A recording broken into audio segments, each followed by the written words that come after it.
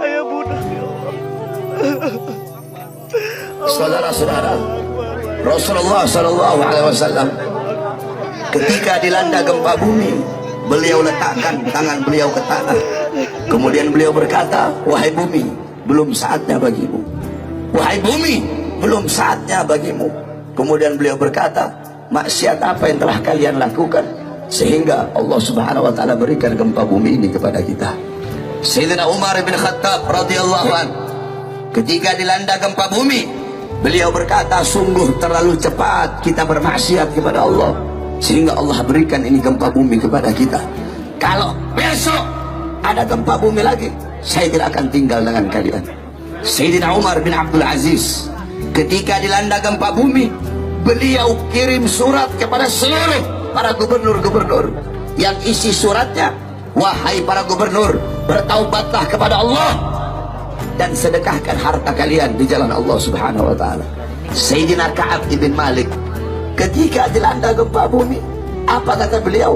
Tidaklah bumi bergoncang, tidaklah bumi bergetar, kecuali terlalu banyak hamba-hamba yang berbuat dosa di atasnya, sehingga bumi bergetar, bumi bergoncang karena malu dan takut kepada Allah atas terlalu banyak hamba-hamba yang berbuat dosa di atas bumi.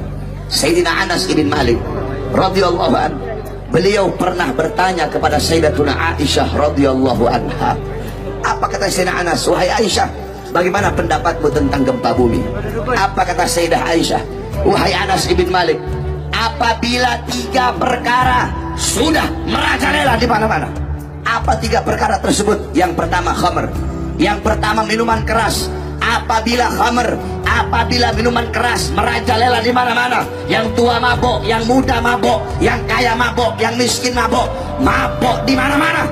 Yang kedua, perzinahan. Apabila perzinahan merajalela di mana-mana, pelacuran merajalela di mana-mana.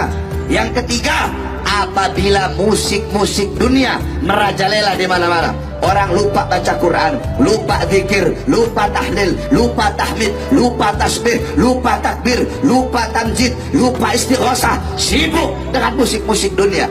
Apabila 3 perkara ini merajalela, maka Allah berkata, wahai bumi, berguncanglah engkau. Wahai bumi, berguncanglah engkau. Apabila mereka bertobat, berhenti guncanganmu. Tetapi apabila mereka tidak bertobat, guncang mereka sehingga binasa, saudara-saudara. Jadi Allah Subhanahu wa taala berikan ini gempa bumi karena terlalu banyak hamba-hamba yang berbuat dosa.